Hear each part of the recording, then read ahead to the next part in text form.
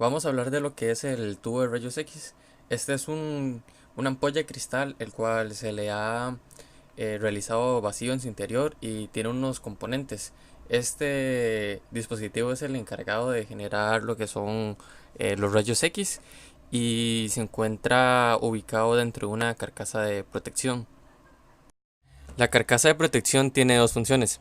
La primera es de protección radiológica, ya que los rayos X producidos por el tubo son emitidos en todas direcciones, y como solo se necesita aprovechar el haz que se dirige hacia el paciente y el receptor de la imagen, entonces se debe confinar el resto del haz para evitar radiaciones innecesarias. La coraza de protección, la cual suele fabricarse con plomo, tiene la función de evitar la emisión de rayos X, excepto los del haz útil. El haz útil se encuentra correctamente delimitado por sistemas de colimación. La segunda función de la coraza de protección es de protección eléctrica, ya que la emisión de rayos X se logra estableciendo altos voltajes en el tubo, por lo cual, gracias al aislamiento eléctrico de la carcasa, el riesgo de electrocuciones se reduce. Además, muchas de las carcasas tienen un aceite que tiene como función principal contribuir en la refrigeración del tubo, aunque también actúan como un aislante eléctrico. Dentro de la coraza de protección se encuentra el tubo de rayos X, el cual es una ampolla de cristal cuyo tamaño es de alrededor de 35 a 45 centímetros de longitud y unos 25 centímetros de diámetro. La ampolla de cristal es una envoltura de vidrio que está hecha para soportar la cantidad de calor que se genera dentro de ella. Mantiene el vacío en su interior, el cual hace más eficaz la producción de rayos X, y contiene los componentes que generan los rayos X. Las partes fundamentales en el interior de la ampolla de cristal son el ánodo y el cátodo. Primero vamos a hablar del cátodo. Esta es la parte negativa del tubo de rayos X y tiene dos partes principales: el filamento y la copa de enfoque. El filamento es una espiral de alambre similar al de una bombilla incandescente, y su tamaño es aproximadamente de 2 milímetros de diámetro y de 1 a 2 centímetros de largo. Cuando la corriente atraviesa el filamento es lo bastante intensa y brusca, los electrones de la capa externa que componen el filamento son expulsados. A este fenómeno se le llama emisión termoiónica. Los filamentos suelen construirse de tungsteno toreado. Ahora vamos a hablar de la copa de enfoque.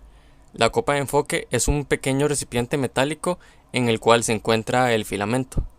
Como los electrones son eléctricamente negativos, el haz de electrones empieza a divergir a causa de la repulsión electrostática, ocasionando una nube electrónica. Esto incrementa el tamaño del foco, por lo cual, para solucionar este problema, la copa de enfoque se carga negativamente para condensar el haz de electrones que choca contra el ánodo. Ahora vamos a hablar del ánodo. El ánodo es la parte positiva del tubo de rayos X y cumple las funciones de ser un conductor eléctrico, ya que esta parte es la que recibe los electrones procedentes del cátodo.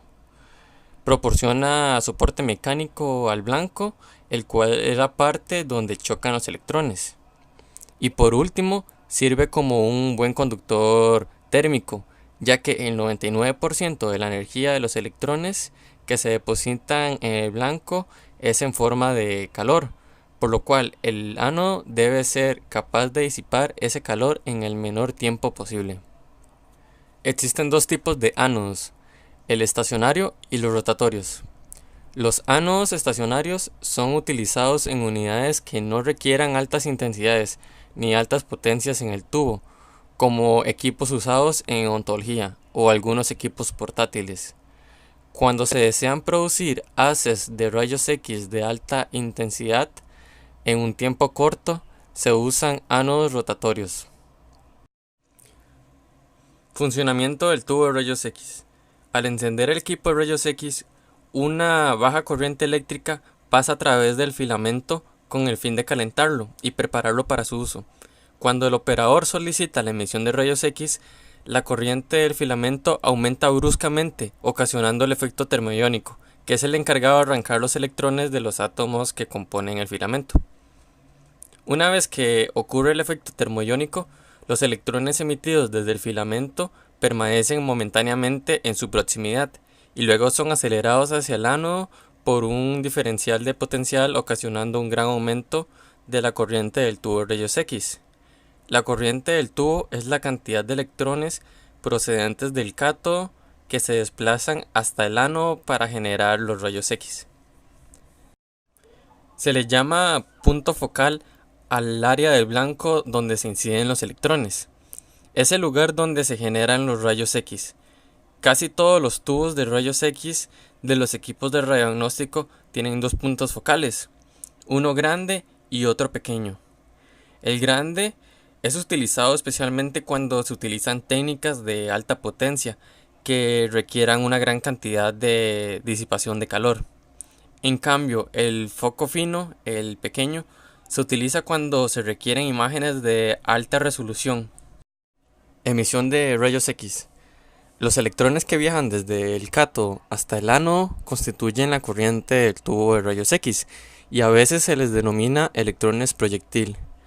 Cuando esos electrones chocan contra los átomos del metal pesado del blanco, interaccionan con ellos y transfieren su energía cinética al blanco. Cuando los electrones interaccionan con el blanco, dan a lugar la emisión de rayos X por medio de dos mecanismos diferentes. El primero es la radiación de frenado, o también conocido como Bremsstrahlung, el cual es el término en alemán. Este proceso se da cuando un electrón proyectil cede parte de su energía cinética al interaccionar con el núcleo de un átomo del blanco, ocasionando que emerja un fotón de rayos X, con una energía igual a la energía cedida por el proyectil. El segundo mecanismo para generar la emisión de rayos X es la radiación característica. Cuando el electrón proyectil interacciona con un electrón de una capa interna del átomo del blanco, esa interacción es lo suficientemente violenta como para ionizar el átomo del blanco, originando la radiación característica. El electrón de la capa interna que se ha ionizado ha dejado un hueco en su orbital, que luego es ocupado por un electrón de una capa externa del átomo. Ese desplazamiento del electrón de la capa externa hacia el hueco ocasiona la emisión de un rayo X. Si les gustó el video, por favor denle un like y suscríbanse al canal.